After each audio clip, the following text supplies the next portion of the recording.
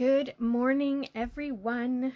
We are back with another Technique Tuesday, and I wanted to just quickly show you the layout that I made with the page I did last week. So remember that we sponged this piece right here. So what I decided to do is I actually trimmed it right out of the white daisy instead of using it as a base. And then stuck it on with my picture. And I know you can't see the whole thing, so I'll kind of give you a quick little thing. There will be a picture of it up later on. I think I've posted it to schedule it to go tonight, so you can see it up close there. But I just love the way it turned out. So I wanted to show you what happened with that piece. But we're actually going to use that same stencil today, along with another one.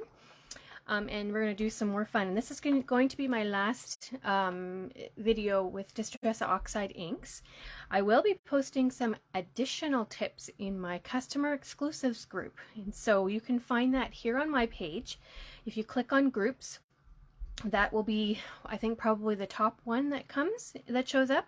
So if you're not already a Close to My Heart maker, you're welcome to join that group and find out some more little tips and techniques using Distress Oxide inks.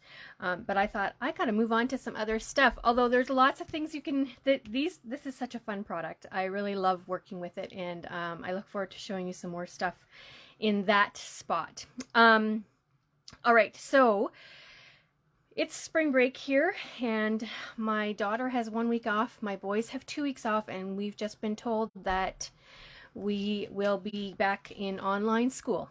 So no more in person after spring break.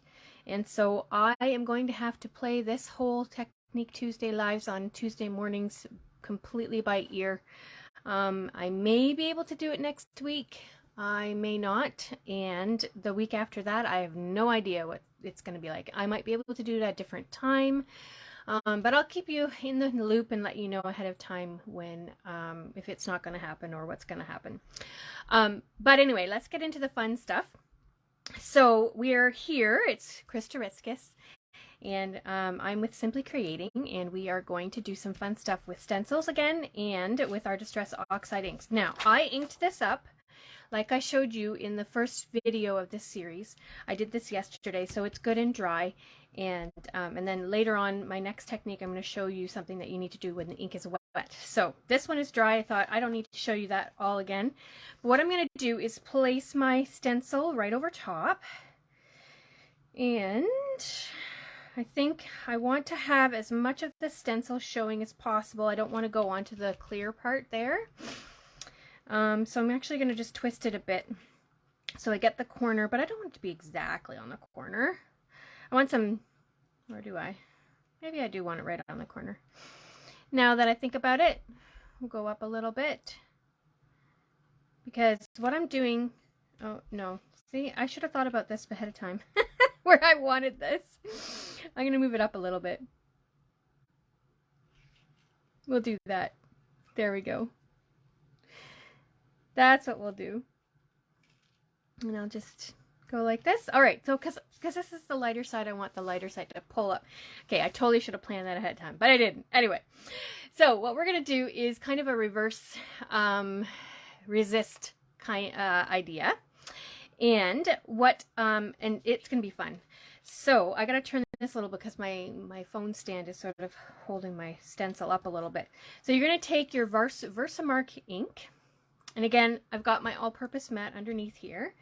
And instead of inking a stamp into your ink pad, we're actually going to put it right over top of the stencil. And this, my friends, is why I'm using a different stencil for the next step, because it's going to take me a little while to clean this one.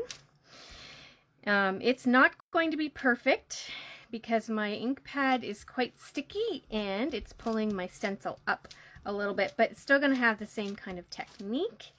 I am holding it down. I probably could have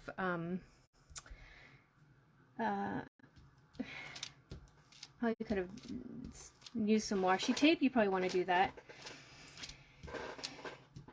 Do you ever get, like, when you have spring break and stuff like that, your whole routine gets totally out of whack, right? That's kind of how I feel right now. that my plan is not working exactly the way I want. Okay, you know what? I'm going to take a minute to tape it down because it is moving too much. I hope that if you're in Ontario, you're probably in spring break as well. And it can cause all kinds of fun issues for working mamas. My daughter is upstairs watching the boys right now and keeping an eye on them. Not that they need to be, my older one doesn't really need to be watched, but I am grateful for her, but she has to go back to school, to online school next week, so we won't have that opportunity. Okay, that's better. So, okay, so note to self, stick the stencil down with washi tape. Again, it's not going to be perfect. It looks like it moved a little bit. So you know what? This might not work the way I hope it's going to work, but we'll see, okay? We'll just see. I'm sure we'll get something. It'll work a little bit. You'll get the idea anyway. And my next one will be better. This is moving a bit, that's why. Oh boy. The joy of lives, right? And I see I have some viewers. That's awesome. Say hi. I'd love to know who you are. While you watch my slight problem here, creating issues. Okay, I'm going to apologize right now because I know this is not going to turn out the way I hoped it would. Because my ink pad is just too sticky. I probably need to ink it up a little. So what's happening is, just so you know, the stencil is not moving, but the paper underneath is now moving. So I'm going to stop inking. What you might want to do, and I purposely decided, hey Katrina, watching from Winnipeg, awesome.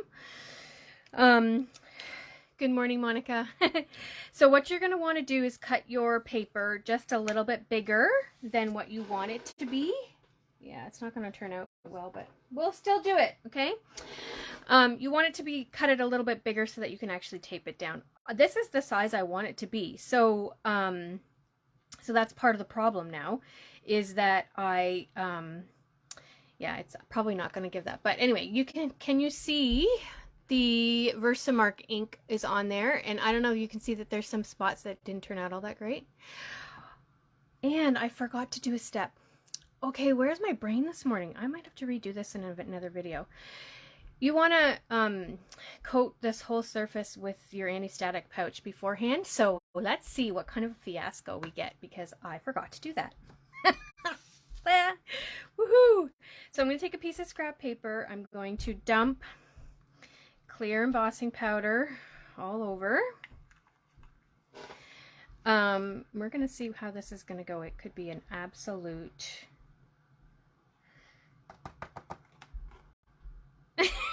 yeah, we'll see. We'll see. The next one will be awesome, I promise.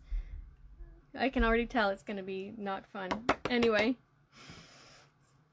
we'll figure it out. I'm going to set that aside so I can clean it up later. Like, I don't know if you can see that right now. You see how the ink is like spread out everywhere? Like, it's just, yeah, not happening. So I'm going to do this again later so that you can actually see what it's supposed to look like. I'll redo it when I get a chance. But let's heat it up. And while I'm heating it, I can explain exactly how I messed this up, okay? So first of all, I did not spread the surface with an anti-static pouch. I totally forgot to grab that out. I have steps over here and I didn't look at them. Secondly, I did not tape down my paper. So that is something that you're going to want to do. You want to tape down your paper so that it doesn't move. And then I also didn't tape down my stencil. And, well, that's just the way it is. So we'll just see how this works out, and I hope that you'll at least get the idea. And again, like I said, I will redo this and post a photo, maybe just some quick video steps or something like that, so you can see what you're actually supposed to do. That would be good, hey? Oh, the fun. You can see the Versamark? Yeah. That's good. That is awesome. The other thing is that when you are in spring break and your kids are they're just relaxing and everything, it's harder to stay on top of things. At least in our household, we get really relaxed on holidays, and there is now way too much Versamark on here. I promise you, it would look really pretty if I had done this correctly. Maybe a wee bit of temporary adhesive on the, yeah, that would work too. Throw on some of that. I have a bit of powder on my fingers still. So, for those of you who don't have our anti-static pouch, I'm going to pull it out because it's right beside me. So you know what it looks like. I keep it in a little baggie so that it doesn't get all over. It was out of stock for a long time, but we now have it back in stock. So it looks like this. It's got like a cornstarch in it. You can see some powder just came off of my fingers. It will take the static and prepare your paper for your embossing powder. And you have to do that before you ink it up, obviously. Otherwise, it'll just stick to the ink. And you don't want that. So the other thing that's cool about this technique is you can do the same thing, and I'll try and explain it after I show you the next step.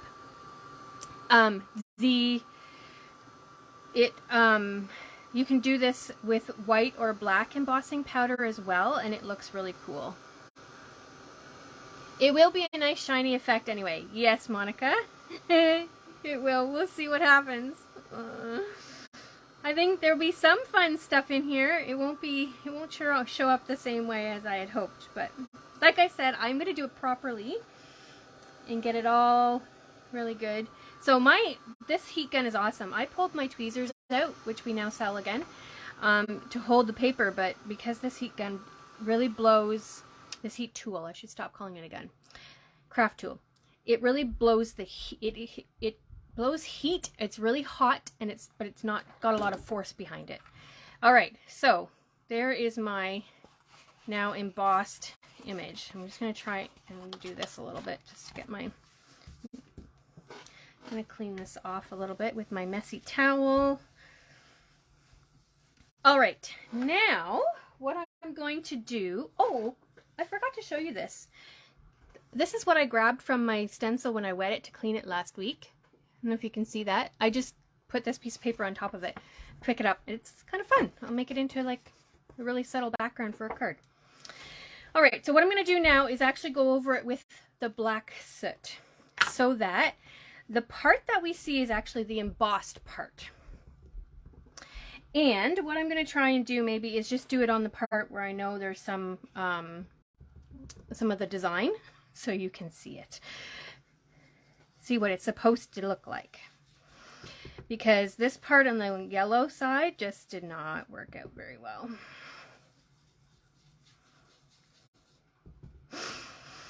So all you do is, again, in that circular motion, you're going to go around and add black to the surface. So this kind will give you well, you know what, I may as well just do the whole thing.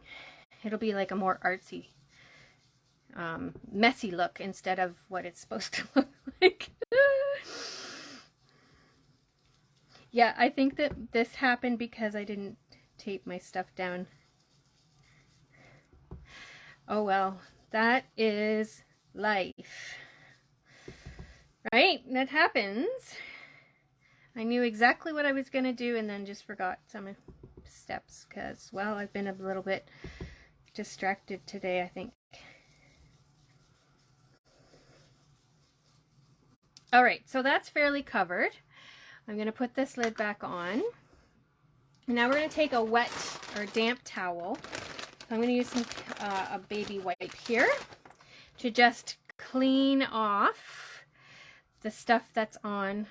Oops, too white, too wet. Let's use this instead. It's going to take away the actual, so it was too wet. So you want you want slightly damp, maybe not as wet as a wet wipe. You know what I'm going to do? I'm going to put it back on. See, isn't that awesome? That's what you can do with Distress Oxides. Didn't turn out? I'm going to add some more. I started to pull too much away, so that happens. And now I'll just take my messy towel and clean off. I don't know, it kind of it makes me think of a sunflower right now. The way that this part is. Whoops. So clean that off a bit. So that's kind of the idea. You can add some really fun patterns and whatever stencil you want. You could use whatever you wanted. Now, if you could do this the other way around, where you would actually emboss with a black or a white, and then whatever was not the stencil. So it would be reversed to this. So the part that's showing, that's black now, would be the color instead of this. Anyway, you wouldn't be doing any rubbing off. Okay, it is cool. It's yeah, I think this is going to be kind of like a artsy background. I'll probably still use it. We'll see. All right, I've got one more thing to show you with these, and I just want to give this a bit of a spritz so that I'm not getting any of this ink on my next project. All right. All right, so I'm going to use the same, this is still the watercolor cardstock, but you could do anything you wanted with it. Katrina, did that paper start out white? Yes. So this is the back of it. It's the same piece, and I just inked it up with 3 colors yesterday. Same kind of idea that I'm going to do with this one, but I think to save on time, because we're already almost 20 after, what I'm going to do is just do a few things. I'll do a bit of inking. So I'm actually going to start with my mustard seed. So these are the colors I used on the last one. Okay, same colors, mustard seed.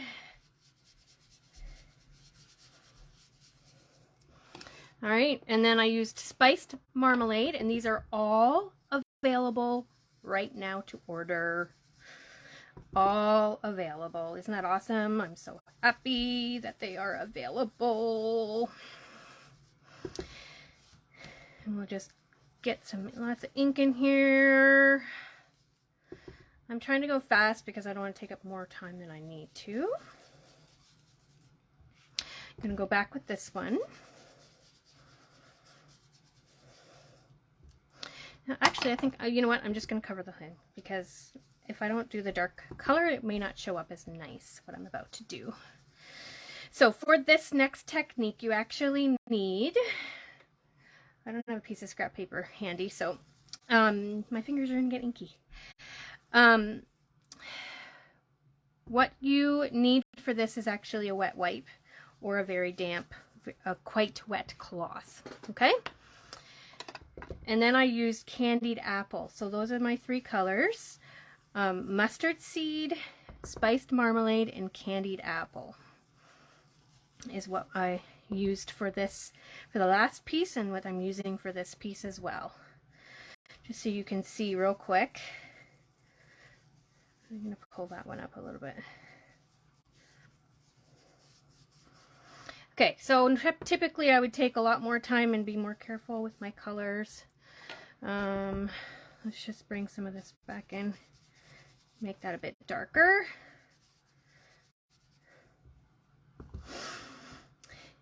I find it very therapeutic to do this kind of sponging. I don't know why. It just is. I should go back over. Okay, good enough. Now I'm going to take, hold on, let's just do this quick wipe up a little bit. And I'm going to move those out of the way because I'm going to put my stencil on here. And what I'm doing, I'm using a different one. I'm going to use this one. I hope you can see it. They do, you know what, these colors totally remind me of sunset. I love sunsets, and so that's why I picked these colors. I am using this one stencil that has small dots on one side and gets bigger on the other. And what I'm going to do is just plop it right on the middle. And now, I know for a fact I don't have to tape this down. because I'm trying to get all the dots on here because I'm not going to be moving it that much. So now what I'm going to do is I'm going to take my wet wipe and I'm going to make sure, actually I'm going to grab a clean one because that one has black ink on it and I don't want any black ink on this project. So I'm going to hold it and I'm just going to dab. Now this is the thing you need to do while it's still wet. That's really important. And that is why I could not do it. I couldn't prep this piece yesterday. Okay, so I am careful to go straight up and down, and you can have total control over where you're going. You'll see the ink is transferring to my paper, or not my paper, my wet wipe. And you just kind of go straight up and down, and you can leave some that you don't touch to give it some more interest. You can do some lighter than others. The more you dab, obviously the more ink you're going to pull off of the stencil. So you can do just a light tap on some of them, and you can do a darker, go really dark and almost pull all the ink away on some of them. But it looks really cool when it's done. I think I want a little bit on every single one, but I like being able to pull some a little further away. Okay, so that was fairly quick. Let's pull it up. This is what you get.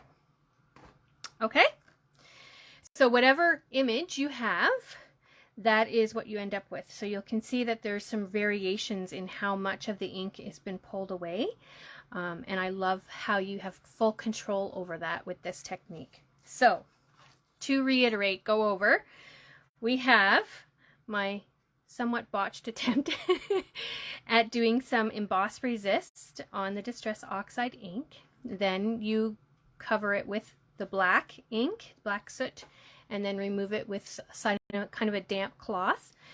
You're going to want to tape this piece of paper down along with your stencil and go over top of it with Versamark ink. Do your anti-static pouch even before you do that.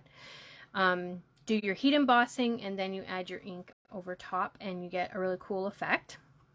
With this one, you just need a wet cloth or a baby wipe and your stencil, and right after you ink up your paper, you're going to dab it so that you can pull the ink away from the paper. But those are my last two things for my Technique Tuesday series on Distress Oxide inks. And stay tuned, because hopefully I will be back next week with something else. If not, I'll let everybody know, and hopefully I will see you on the page or in my Simply Creating Exclusives group. That's where I'm going to do a few more of the little tips with Distress Oxides. And we will see you hopefully sometime soon. Stay safe and happy spring break for those of you who have it. Bye.